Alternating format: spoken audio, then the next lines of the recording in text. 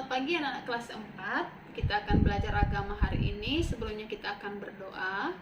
Tuhan Yesus, terima kasih kami boleh belajar agama hari ini. Tuhan tolong semua kami anak-anak-Mu supaya kami boleh belajar dengan baik dan boleh belajar dengan sungguh-sungguh. Dalam nama Tuhan Yesus kami berdoa. Haleluya. Amin.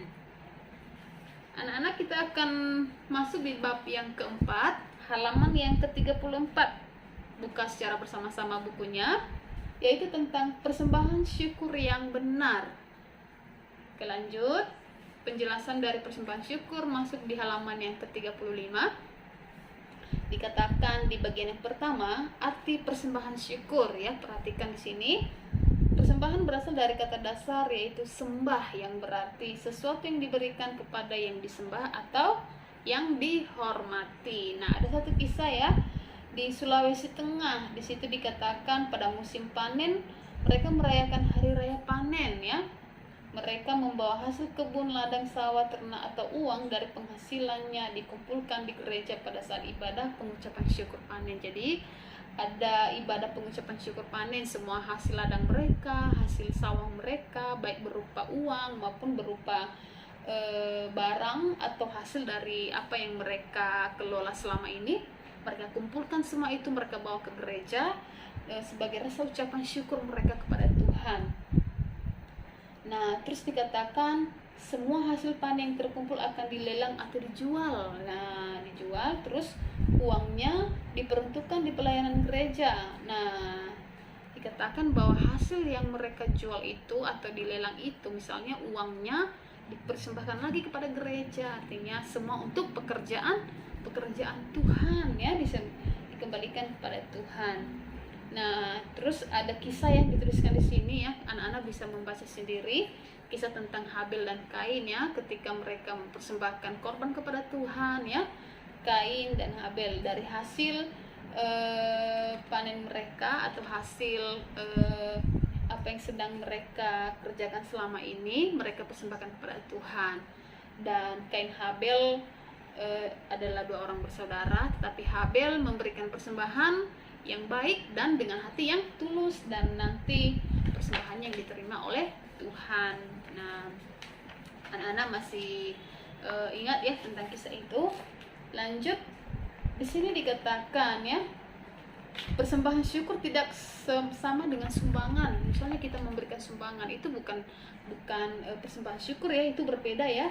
Dikatakan persembahan syukur adalah gambaran hubungan manusia dengan Allah, bukti tergantungan hidup manusia kepada Allah sebagai Sang Pencipta. Ketika kita memberikan persembahan syukur kepada Tuhan, memberikan uang di gereja, memberikan persembahan di kotak persembahan, bukan berarti kita sedang menyogok Tuhan ya, salah ya. Bukan berarti Tuhan kita miskin minta uang, bukan. Tapi apa yang sudah Tuhan berikan kepada kita, artinya kita harus kembalikan lagi kepada Tuhan, karena semua yang kita dapatkan, harta, benda, uang, semua itu adalah pemberian Tuhan. Dan sebagai rasa ucapan syukur kita harus kembalikan lagi itu kepada Tuhan, dan nanti Tuhan akan gantikan lagi itu berlipat-lipat kepada kita ya. Kalau kita mau bersyukur kepada Tuhan, kalau kita mau menghormati atau menghargai berkat-berkat yang diberikan oleh Tuhan. Terus di bagian yang kedua, persembahan syukur adalah milik Allah. Nah, artinya apa yang kita berikan sebagai rasa ucapan syukur kita kepada Tuhan, memang itu adalah miliknya Tuhan. Kita tidak boleh serakah, kita tidak boleh tamak ya, kita tidak boleh mengambil semua milik Tuhan ya. Misalnya kita punya uang, kita boleh mempersembahkan itu kepada Tuhan, membantu pekerjaan Tuhan ya, sebagai rasa ucapan syukur kita kepada Tuhan. Kalau di gereja kita sering memberikan persembahan ya, kita harus rajin ya sebagai rasa ucapan syukur kita kepada Tuhan. Terus dikatakan di sini hati yang bersyukur. Nah, pada zaman dahulu orang Yahudi memberikan persembahan syukur melalui korban bakaran. Mereka memberikan persembahan buah sulung dan semua hasil panen. Nah, artinya dulu mereka memberikan persembahan syukur itu melalui kurban bakaran. Misalnya mereka punya hewan yang bagus, domba atau apa, mereka bakar atau persembahkan itu mereka berikan kepada Tuhan sebagai rasa ucapan syukur karena Tuhan sudah memberkati hidup mereka. Nah, kemudian baru di halaman yang ke-17, anak-anak boleh perhatikan.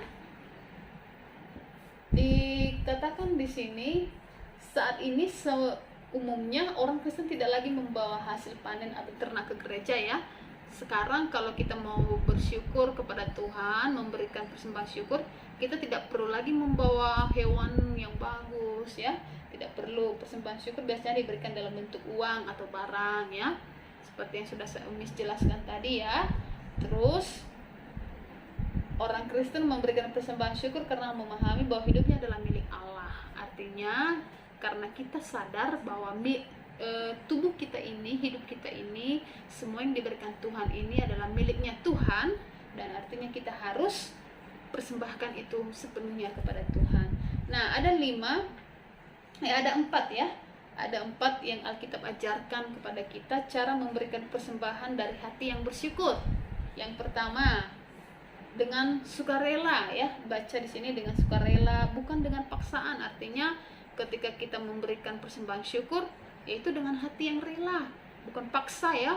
Misalnya karena dipaksa oleh atau karena dipaksa oleh orang tua atau dipaksa oleh gereja, bukan ya. Tetapi kita rela, kita sadar bahwa itu memang miliknya Tuhan. Terus sesuai dengan kesanggupan, misalnya artinya memberikan persembahan syukur dengan kemurahan hati.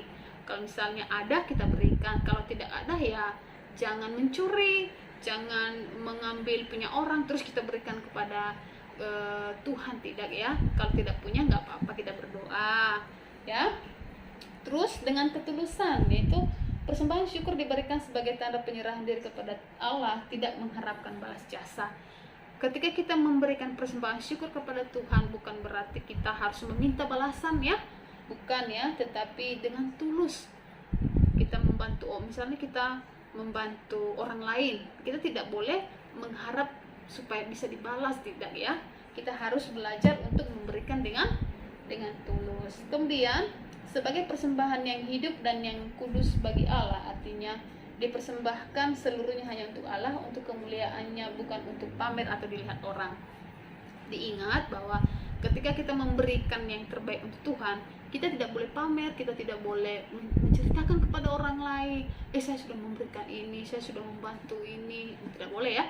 Kita tidak boleh pamer, karena kalau kita pamer artinya kita tidak tulus ya. Hanya Tuhan yang tahu apa yang kita berikan ya. Kita harus persembahkan itu untuk kemuliaan nama Tuhan, bukan supaya kita dipuji, bukan supaya kita dibilang baik, supaya dibilang kaya, bukan ya, tetapi karena kita memberikan dan kita mengasihi Tuhan. Nah, oke, demikian mata pelajaran kita hari ini. Kita tidak ada tugas, tetap belajar dengan baik dan tetap semangat ya. Halaman yang selanjutnya kita lewatkan saja. Kita akan menutup mata pelajaran kita hari ini. Tuhan Yesus, terima kasih kami sudah belajar tentang persembahan syukur.